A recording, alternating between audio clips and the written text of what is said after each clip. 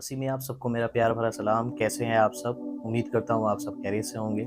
एक मैं छोटे से मैसेज के साथ आपके सामने हाजिर हुआ हूँ। आप ज़रूर से इस मैसेज को पूरा सुने। ये बहुत ही छोटा है लेकिन इसका मीनिंग बहुत ही बड़ा है। आज बहुत से देश में यीशु के चेलों को या यीशु के मानने वालों को बहुत ही यातनाएं देकर, तकलीफें देकर उनको सताया जाता है। तो सवाल ये है कि प्रभु क्यों नहीं उनको उठाता है और अनंत शांति में रखता है, या फिर उनके विरोधियों को क्यों नहीं तुरंत मार डालता है या तुरंत कोई सजा नहीं देता। और जो पृथ्वी पर महाक्लेश आने वाला है, जिसके बारे में प्रकाशित वाक्य में लिखा है, उससे पहले भी प्रभु हमें नहीं उठाएंगे। उस कलेशों से हमें होकर गुजरना पड़ेगा।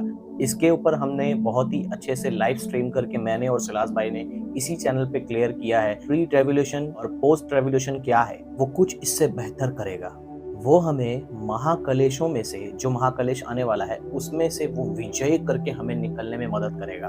वो हमें विजय बना देगा। यीशु की जो दिलचस्पी है, यीशु का जो मकसद है, कि यीशु की जो इच्छा है, वो हमें महाक्लेश से बाहर निकालने से ज्यादा बुराई से बचाए रखने में है।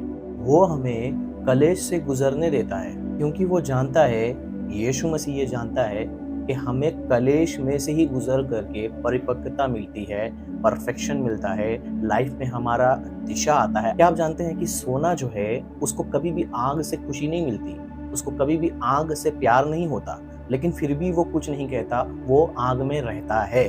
क्यों रहता है? क्योंकि उसको पता है उसका कोई शेप नहीं है। आज उसको धूला से उठाया गया है, आज उसको गंदगी से उठाया गया है, आज उसमें कितने खाद लगे हैं, लेकिन जब वो आग में जाएगा, जब उसके अंदर से खाद निकलेगा, जब वो क्लियर होगा, जब वो क्लीन होगा, जब उसको शेप दिया जाएगा, तो वो बहुत ही कीमती कीमती ज्वेलरी शॉप में बिकेगा और बेशकीमती दामों में जाएगा। और आपको पता है, ज्वेलरी को, सोना को एक और चीज मालूम होता है कि उसका रेट, उसका प्राइस कभी भी घटेगा नहीं, बल्कि बढ़ते रहेगा। उसका रेट हमेशा बढ़ते रहेगा। और परमेश्वर भी हमें महाक्लेशों में से गुजरने देते हैं ताकि हमारे जिंदगी भी एक परफेक्शन की ओर बढ़े, ताकि हमारा भी लाइफ जो है वो एकदम परफेक्शन की ओर बढ़े। ये नहीं कि हम परफेक्ट हो गए हैं, बट परफेक्शन की ओर बढ़े।